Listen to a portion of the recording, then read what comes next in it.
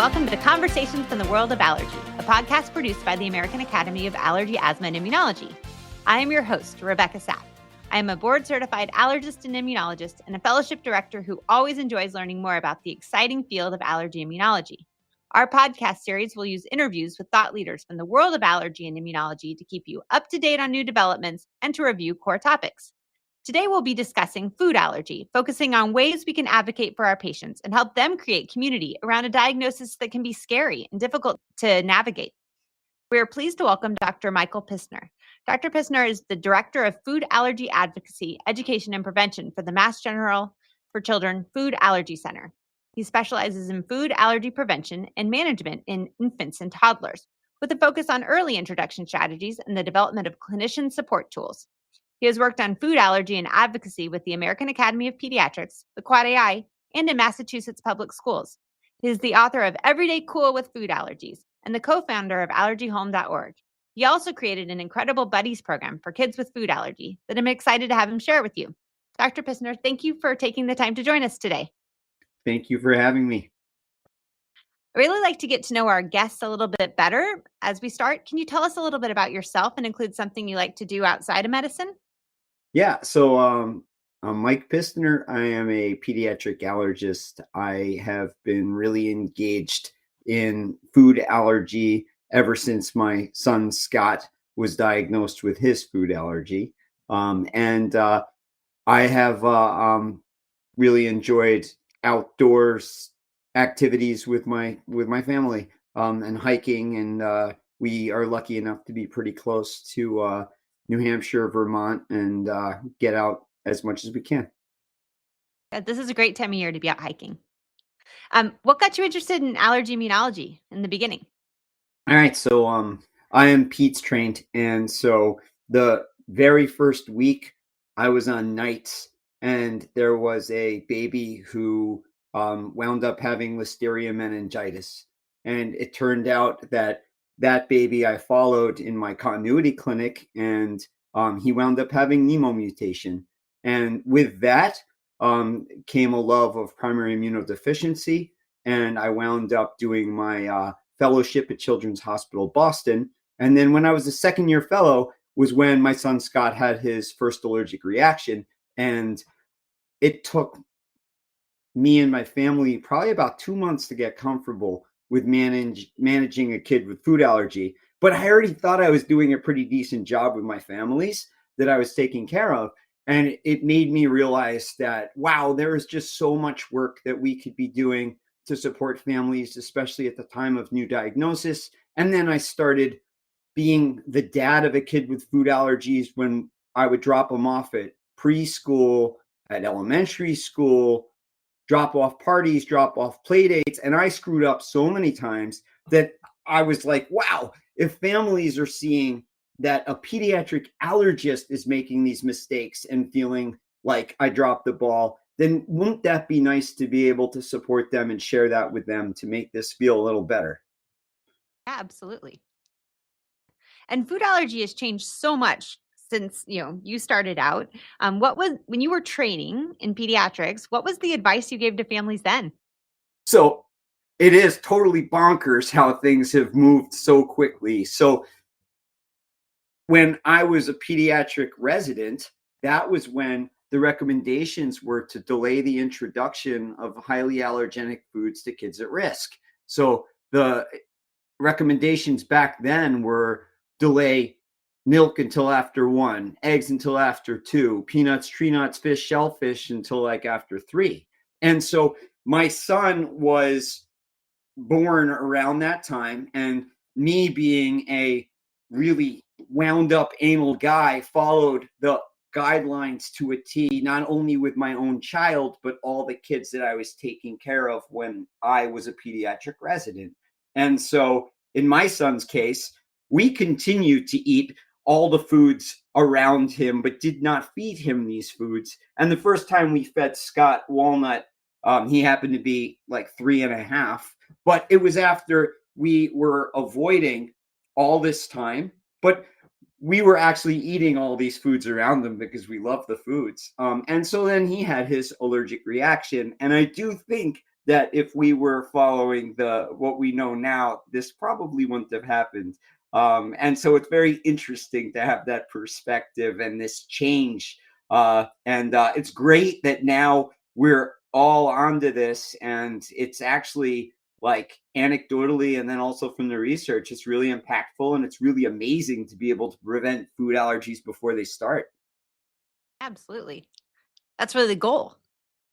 In most of the cases of our patients, and when I say our patients, I'm speaking from the perspective of a allergist, is that usually by the time they get to us, the ship has already sailed. It's already too late.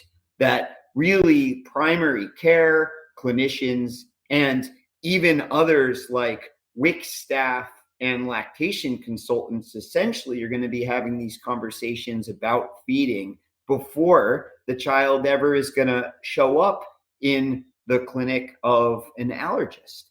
And so the circumstances often that us allergists are actually going to have these opportunities, or sometimes in the families that we're already managing with a child, or the parent has the food allergy, they're asking about their unborn child or their recently born child. That's often the context of some of the conversations that we're going to have here.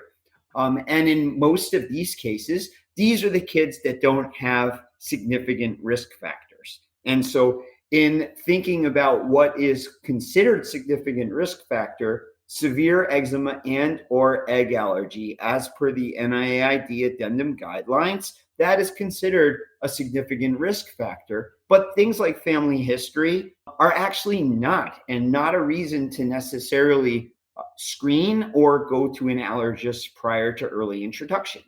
But now, so what we could talk about here is what we can be passing along to our primary care colleagues and others about feeding babies that don't have high risk. This is the conversation that I have when I have this opportunity. And I'm so excited by it because we really can prevent food allergies in these families when they get the show on the road. One of the things that I have found really useful to guide me in these conversations, and that you can use to guide you in these conversations and also your interactions with primary care and others, is relying on the guidance from the dietary guidelines from Americans. So there was an update to the dietary guidelines from Americans, 2020-2025 update, where they specifically talk about the introduction of complementary foods, specifically also the introduction of complementary foods that happen to be allergens. And so they have like a really nice way to think about these conversations that we have with people. So what they say is that in kids that aren't high risk, and that, as we know, that's going to be more than 95% of the babies born. So the sheer majority of the babies. And so in these kids, that we're not going to want to think about adding a complementary food prior to 4 months. But we also don't want to think about adding complementary foods starting after 6 months. And so we have this window between 4 and 6 months of a time to think about adding complementary foods. Then they say, when you're adding complementary solids, that's when you want to think about adding allergens. Allergens including peanut, egg, tree nuts, sesame, fish, shellfish, dairy, wheat, soy, all of them. When we're having some of the conversations about early introduction, nowadays we're targeting around 6 months of life. Now, we don't want to be thinking about adding solids prior to 4 months. And at the same time, we also don't want to be thinking about starting solids after 6 months. So that gives us a kind of narrow target of between 4 and 6 months. And the dietary guidelines for Americans support adding allergens at the time of other solids. And so the conversation that I'd have when I start this with families who I have this opportunity with is that I say, you start with infant cereal. we're doing this when the baby's interested, when they're developmentally ready to have some head control, where they're not thrusting all the food out, where they are reaching for the food. We start with an infant cereal. We might move to like a pureed fruit, a pureed veg. And now these are awesome vehicles then to start mixing in some of these allergens. And so then I suggest that a family make a well-cooked scrambled egg, smash it down, and then mix that into either the infant cereal, the pureed fruit, the pureed veg, and start with egg. And we're shooting for about 2 gram goal, which is about a third of a large egg in a bigger kid. But obviously, when they're little munchkins, they're not going to be able to take that much. So being able to understand the capabilities of the kid at the developmental age that they're at and shoot for that goal of about 2 grams. For eggs, something like 3 times a week probably would be great. Then moving on to peanut. Now we know that the NIAID addendum guidelines exist, and we're shooting for about 2 grams, which is about 2 teaspoons of peanut butter. 3 times a week would be a great goal. Now, you're going to want to smooth that out because any of the nut butters straight up off the spoon could be a choke risk. And so if there's a family that enjoys eating cashews and hummus, those would be great foods to add in a developmentally appropriate way to baby. And for most of the tree nuts and the sesame, I give counsel for about twice a week is a nice target, and about 2 teaspoons of that nut butter would be awesome. Hummus is awesome. And so sesame tahini, also about 2 teaspoons, about twice a week is what I suggest. Obviously, if they're having hummus when the tahini is mixed with chickpea, then they're going to be having a higher volume of that. But the consistency of that is developmentally appropriate. And then as far as yogurt, that's an awesome form of dairy. We don't give straight milk until a kid is age 1, but cow milk-based formula and other dairy products are appropriate in the kid under age 1. That's great. It can be kind of overwhelming for families to try to introduce all of these foods at that age. Absolutely. And I think that one of the things that we don't want is we don't want a family to create an Excel spreadsheet and then like look at it and feel about these food introductions like medicine. We want this to bring them joy. We want this to be really fun. And so that is where trying to match the foods that are being introduced into baby's diet with what the family is eating. What is the big brother or big sister eating? What's grandma eating? What are the foods that are being eaten by the people who are caring for the baby and dealing with the baby's skin? Then it would be really awesome to think about matching those foods with the baby's diet, especially thinking about that skin as being the potential route of sensitization and then oral tolerance being established by what actually the baby eats.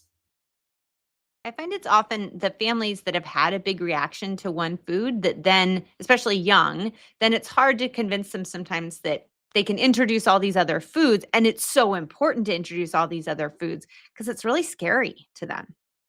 Yeah, I mean, this is part of the challenge here is that if you have enough time to have these conversations, get a little bit about their backstory, give them the opportunity to tell you what it is that's on their mind and what their barriers are or what they're worried about, then so many times we can reassure them.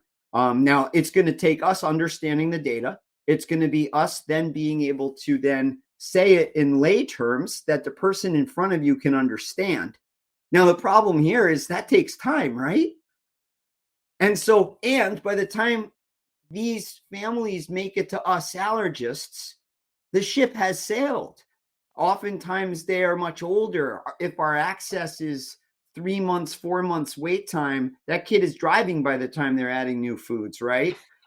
So the issue here is going to be a lot of these really important conversations fall into primary care. Now, primary care is going to need to be able to have these conversations, reassure the families. And so that is part of the challenge here. And that's part of what I'm obsessed with these days is try to support primary care clinicians, teams, and even lactation consultants in being able to start these conversations with families, reassure them. And so the sheer majority of the kids being born out there don't need us allergists. And if we're getting involved, we're slowing things down. Yeah, thankfully, we couldn't possibly see every kid that's out there. Oh my God, it's like a open hydrant. So, what are ways that we can support our primary care colleagues who are doing a lot of this work and getting people to introduce foods early on? Well, we all have like our referring primary care folks around us, right? So we have family medicine, we have peds, we have NPs, PAs, MDs, DOs. We want to get to know them, I know so many times where we share Epic, right? The electronic medical record. And so few times these days do we pick up the phone. But that would be one thing. If you are having teams around you of the referring providers, that being able to actually maybe do a Zoom meeting with their team, educate them, ask them what their barriers are if they need a little bit of support, maybe even going to their office and getting to know them and give them like a little bit of a talk. That's been something that has brought a lot of joy for me. But then even in your notes, when we are responding to our referring providers, passing along some tips and tricks that we could have, and helping normalize. And if they are sending you tons of kids, let's say family history or mild eczema, that they're just blocking your access for the kids who really need you, let them know. Be nice about it, but let them know, oh, no, you got this. You do it without me. That's not a reason to scream. Yeah, and they probably would really appreciate that knowledge. Maybe they grew up in an era where they weren't doing that early introduction, so it makes them nervous to recommend that to families. Yeah, absolutely. Yeah. So you've been really involved in helping schools make sure that they're managing food allergies well. Do you have recommendations for parents who are kids starting school with food allergies? Do you have recommendations for ways that parents can advocate for their kids? Yeah, so I guess the first thing here is us as allergists can also support the families by giving them reasonable food allergy management strategies that they want to implement at all times in all circumstances, including school.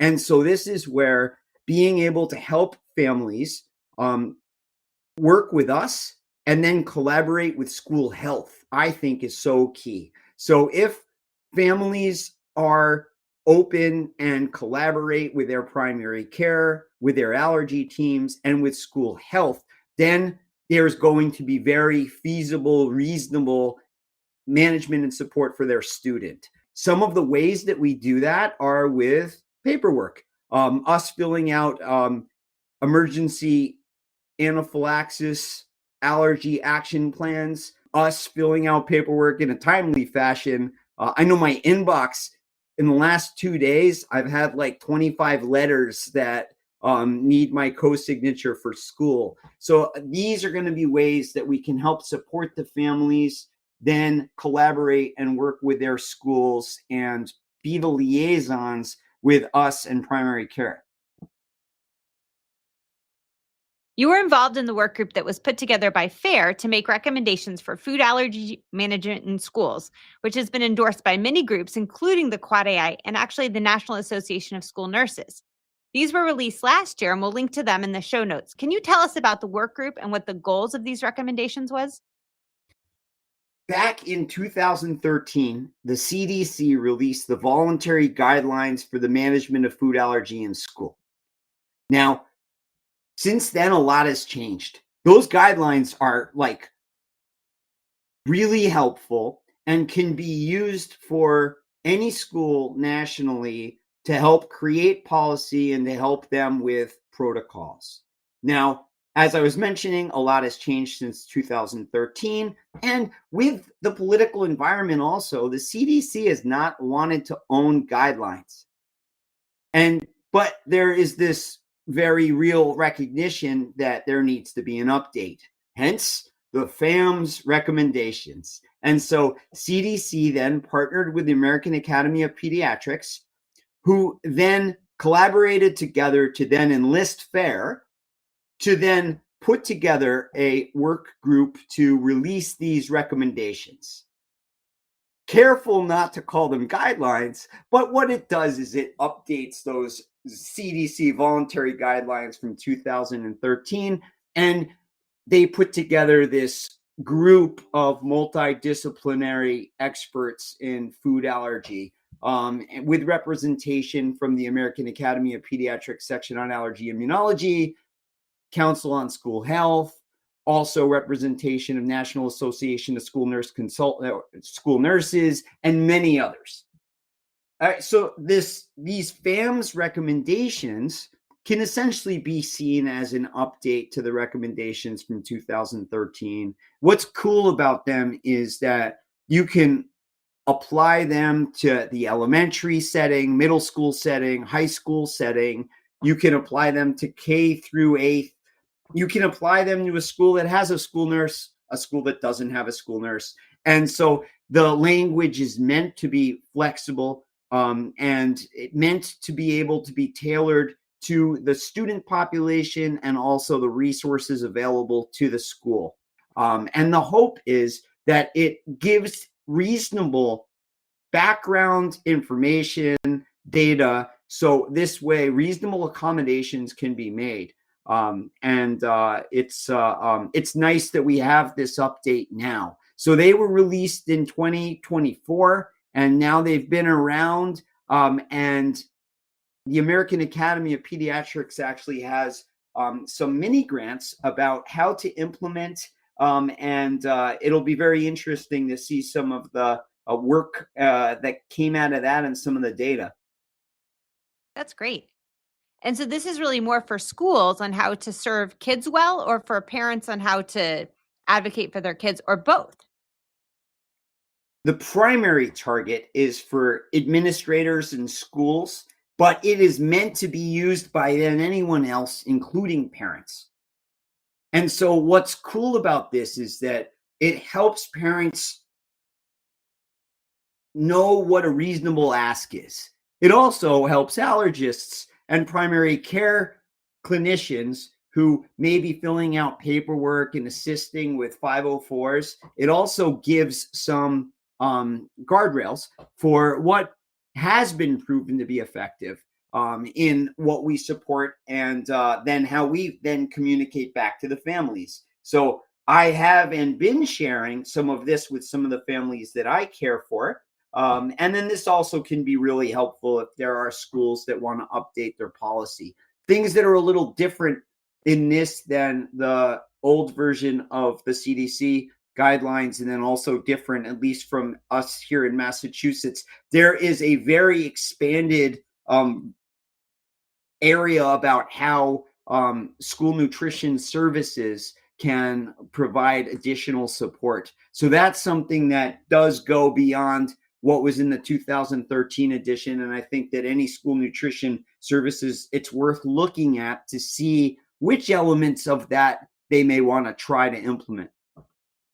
I mean, it's a tough job to have to feed all these kids healthy foods that, don't cause any reactions that everyone will eat. I mean, that's a tough ask.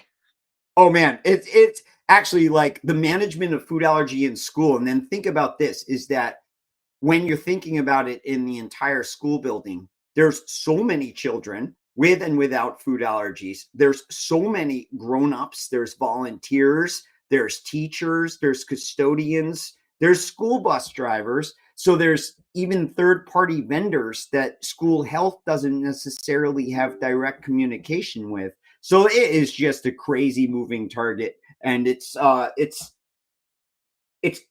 amazing that things can go as well as they are. And actually, this gives me the opportunity to put a plug in for full-time school nurses. And so that's one of the things that I've advocated for, has been full-time school nurses, at least one RN in a building at all times. This also gives us the opportunity to collaborate with our friends in PD, endocrine, neuro, right? So school nurses not only will support kids with asthma and food allergies, but also kids with seizure disorders, kids with diabetes, you name it. it's nice to have a full-time school nurse around. I've had patients who've made the decision to send their kids to a different elementary school, for example, in their district, because some of them have full-time school nurses and some of them are smaller and don't. And that can make a big difference.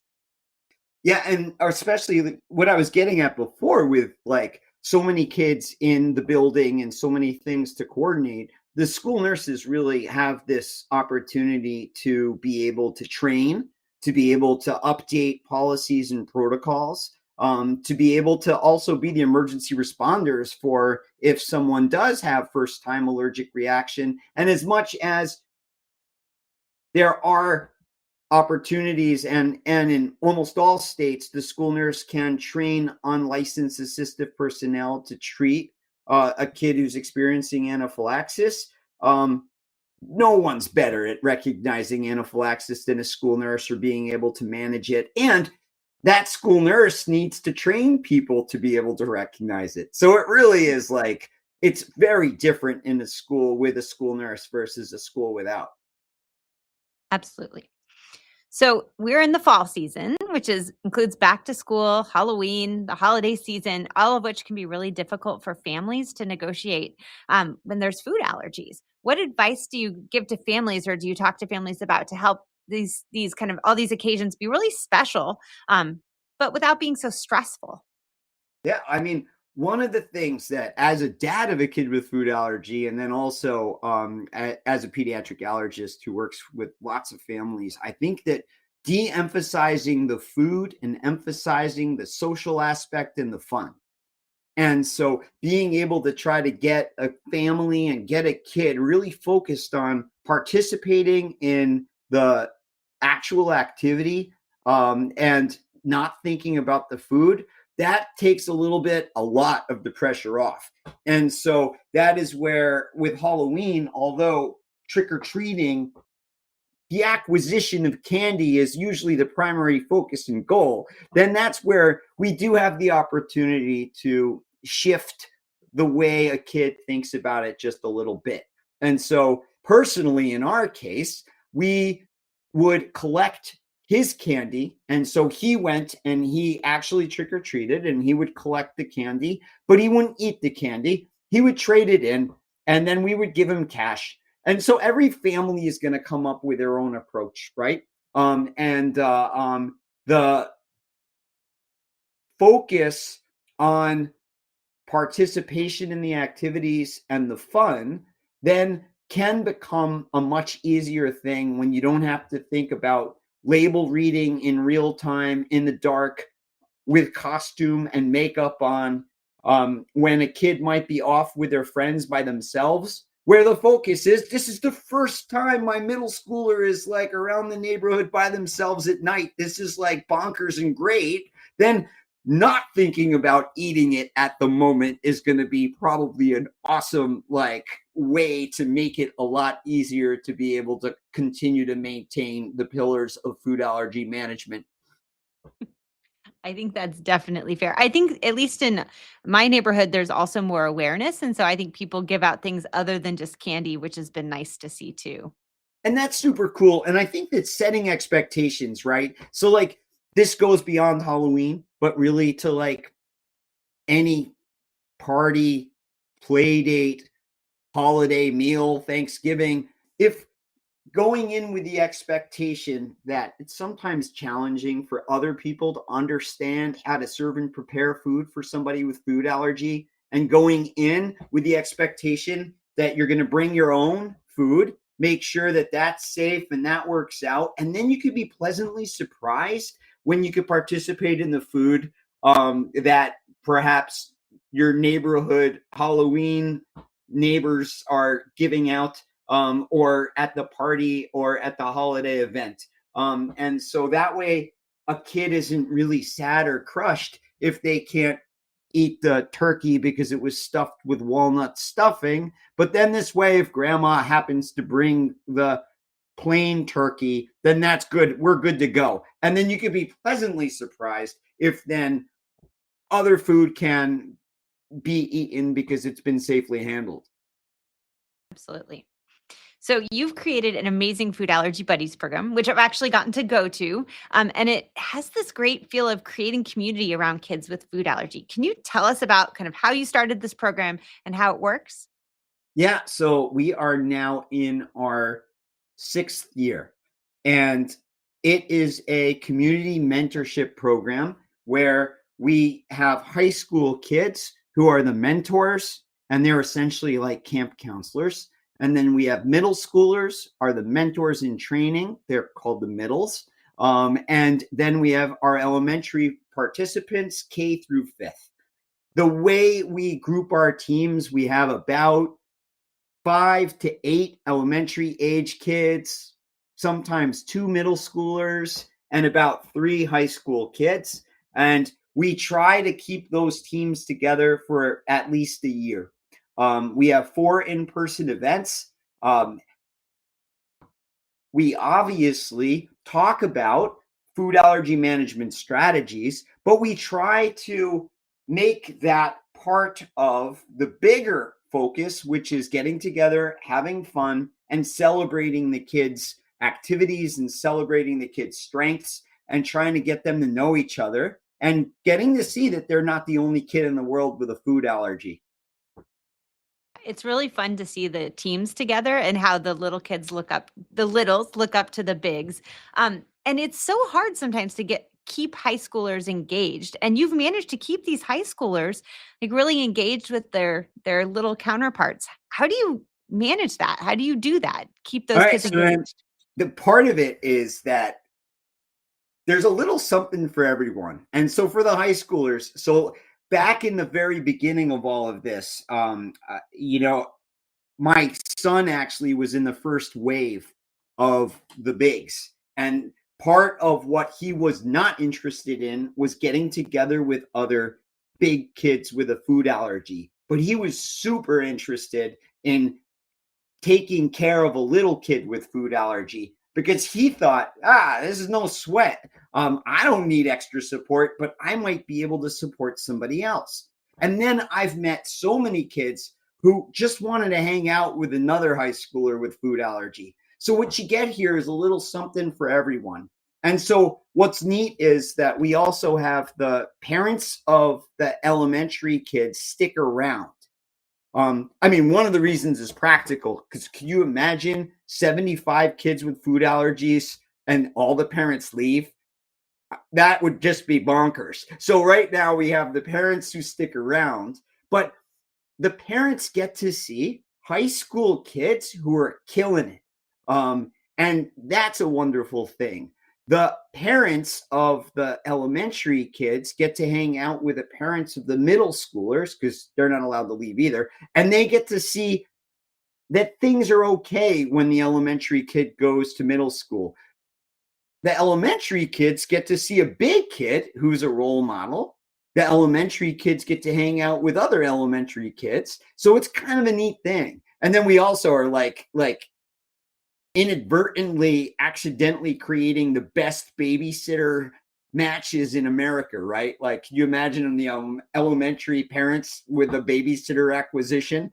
And so this is just organically become something super special and super cool. But I think that with the big kids, the way we're keeping them engaged is really getting them to take their role as mentor as big very seriously. So first off, if they're going to want to join our program, we ask them for a letter of recommendation. So either from their allergist or their school nurse or their doctor or a teacher, we ask them for a genuine interest in taking care of kids. We're looking for camp counselors. We take anybody. Don't tell anybody that we never said no, but we want the bigs to take this seriously. I've actually written a bunch of letters of recommendation for college. We give them honor society credit, volunteer credit, and they are truly engaged. And it's amazing to see. And a lot of these kids really have their acts together. And it's been amazing. Another thing that we've done is that when we onboard them and we give them an orientation training, we teach them about food allergy management strategies. Now, this is the kind of sneaky Trojan horse of all of this is that I am absolutely convinced that they will take better care of themselves, that they will not do the risky behavior because now they have a new responsibility to be a role model to a little kid. So when we train the bigs in this, we're teaching them about food allergy management strategies, but when they're taking care of the littles. And so not when they're taking care of themselves. So that's where I think that that approach is getting some of these kids really into it because it's not about them, it's about a little kid. That is very sneaky, the way that you, train them to train their, you know, their little mentee, but at the same time, they're getting that knowledge too. Oh yeah, I mean, and that is like very, very, very like that's not accidental on our part. And can you tell us a little bit about the games that you often will play with the kids? Because they're often kind of to teach them about food allergies and how to manage a situation, but they're a game. Yeah, so one of them is called finding food for your friends. And so what that is that the goal is that you're pretending that you're hosting a party and that you're inviting your friend over and your friend has certain food allergies. Now, you have to go shopping for your party and you're thinking about this friend with this particular list of food allergies. So we have items that we print out. Now, they are not the real food, right? We are not interested in having real food. So one of the things is that we have a no food focus. And so we have to pick times when kids won't be hungry. So we ask them to pre-eat, come in, and then have food in the car for the way home because there's no way we're feeding 75 children with food allergies. I would anaphylax. But what this game is that then they have these laminated cards that have the like pasta jar on the front and on the back is a label. And what they need to do is they need to collect the foods that they can serve to their friend. And they have to put those food in their shopping cart and then they have to return the foods that they can't serve to their friends. So what it turns into is lots of silly running around. And so we try to have physical games involved with some of these food allergy skills that we're trying to build at the same time. You've also done them at places like the Museum of Science and ice skating, and so you found great venues, I think, that really make it engaging for kids as well. Yeah, it's been so as far as the Museum of Science, one of the events that we do is to help create and design an exhibit. And so the exhibit focus is to teach people without food allergies about food allergies. So what we had at our last one, it essentially became like almost like a abstract poster presentation. So all the kids had their posters up and they were actually presenting to each other and the parents of the littles. It was really fun. As far as ice skating, we build in some of like the games about collecting certain things that have food allergy skills. But the thing that was the most amazing about ice skating that kind of accidentally happened was we try not to have the parents directly involved. So they could kind of helicopter parent from behind and watch what's happening. And while these activities are happening, I'm usually working with the parents and explaining what we're doing and why we're doing it. But our first choice to not have the parents get on the ice, at first I was terrified because I found out in real time that probably about half the kids never skated in their life. And I was like, oh, dear God, what is about to happen? But the most amazing thing happened is that these teams worked together to teach each other how to skate. And by the end, every kid was on the ice skating. And some parents were crying because these kids like learned this skill without them. And so then we went with it. That was like 4 years ago. And now every time we want to keep doing the ice skating event because the point is teamwork to help each other, to teach each other. And then the parents watch the kids struggle a little with something potentially awesome.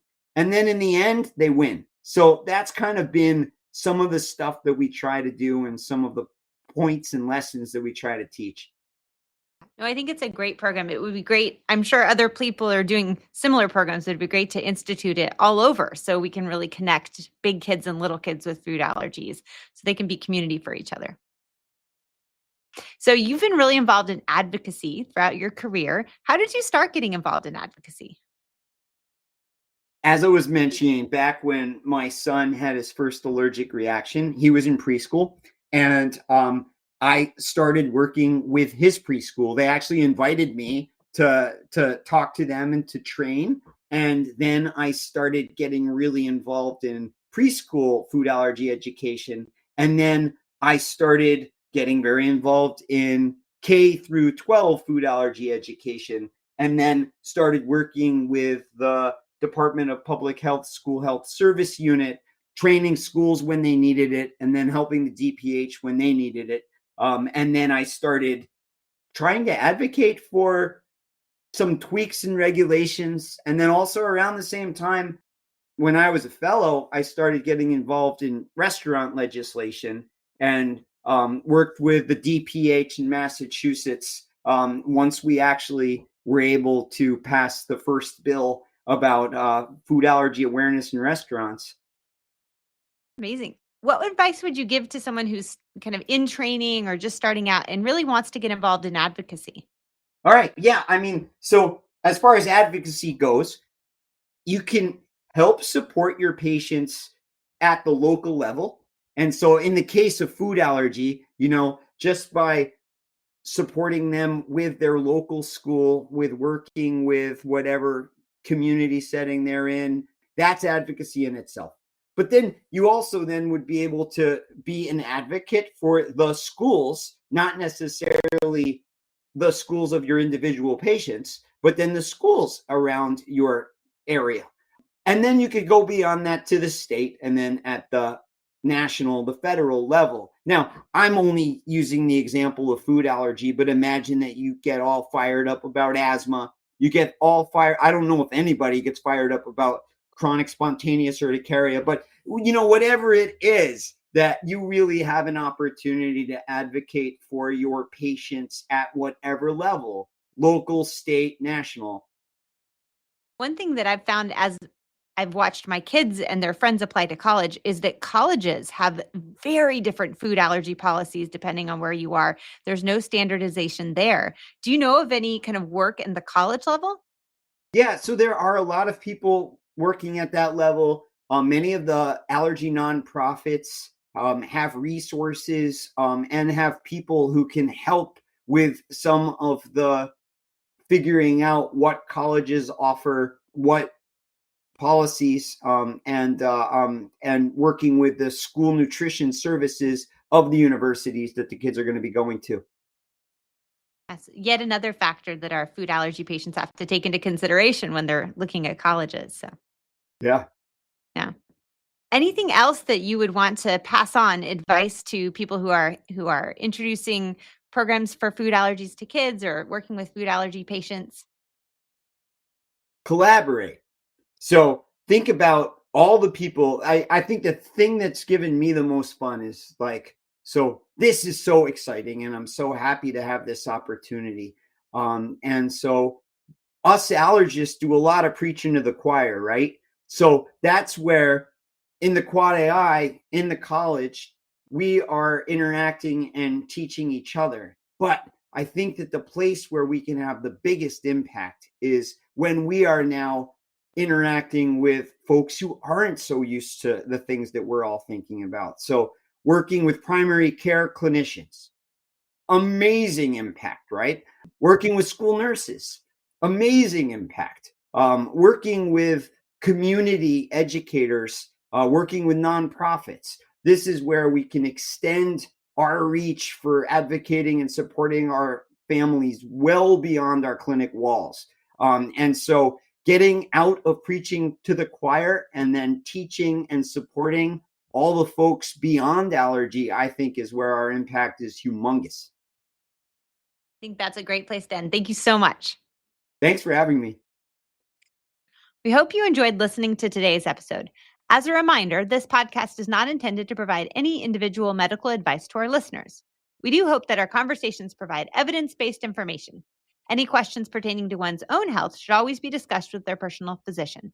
The Find an Allergist search engine on the Academy website is a useful tool to locate a listing of board-certified allergists in your area. Use of this audio program is subject to the American Academy of Allergy, Asthma, and Immunology Terms of Use Agreement, which you can find at our website. Please visit quadai.org for show notes and pertinent links from today's conversation. If you like the show, please take a moment to rate and subscribe through wherever you download your podcast. Thank you again for listening.